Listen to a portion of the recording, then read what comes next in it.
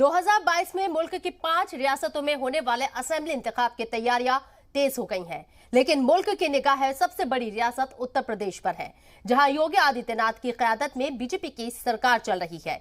इस दौरान सत्ता वापसी के लिए समाजवादी पार्टी के सदर और साबिक सीएम अखिलेश यादव ने आज से विजय रथ यात्रा शुरू कर दी है, तो एसपी की सहयोगी जमात आरएलडी मगरबी यूपी में किसान रैलियां कर माहौल बनाने में जुटी है। वहीं दूसरी जानिब एआईएमआईएम की सरगर्मी सेकुलर जमातों के लिए परेशानी का सबब बनती जा रही है। असदुद्दीन ओवैसी लगातार मुस्लिम क़यादत और मुस्लिम मसाइल उठा रही हैं।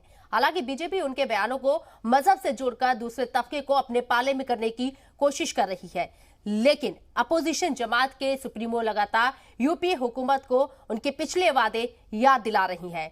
आज कानपुर में अखिलेश ने कहा है कि बीजेपी ने गंगा मैया को धोखा दिया है। जहां साफ होनी थी गंगा, आज वैसी ही गंदी है।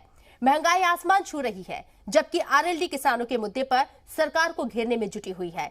आज के इस प्रोग्राम में हम इन्हीं मुद्दों पर बात करेंगे, लेकिन उससे पहले सुनते हैं ये बयान। भारतीय जनता पार्टी ने गंगा मैया को धोखा दिया।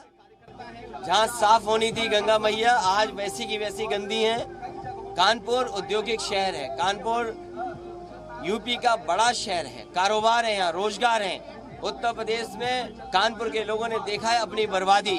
भारतीय जनता पार्टी की दिल्ली और लखनऊ की सरकार ने जिस तरीके से उनके साथ धोखा किया है, किसान अपमानित हुआ है, नौजवान की नौकरी रोजगार छिने हैं, महंगाई बढ़ी है। आज जब कानपुर में हम और आप चल रहे हैं तो सोचिए आप पेट्रोल कितनी कीमत का है।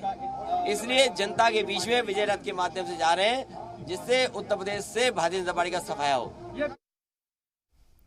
जो यहाँ पंचायत हुई थी वहाँ सरकार ने माना था मंत्री के खिलाफ मुकदमा दर्ज होगा। 120B का मुकदमा दर्ज है। गाड़ी में आप एक्सीडेंट भी हो जाता है ना, गाड़ी के मालिक को पहले उठाती पुलिस, अब अगर मालिक नहीं मिलता उसके रिश्तेदार को उठा के थाने में बंद करती है। ऐसा व्यवहार यहाँ कहीं नहीं हो रहा। क्या स्ट्रेटेजी रहेगी?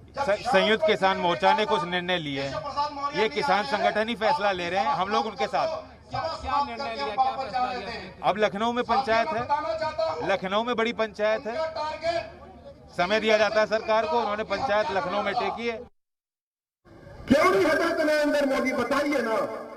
इसलिए नहीं हटाते क्योंकि अजय मिश्रा का ताल्लुक ऊंची जात से है, आला जात से है।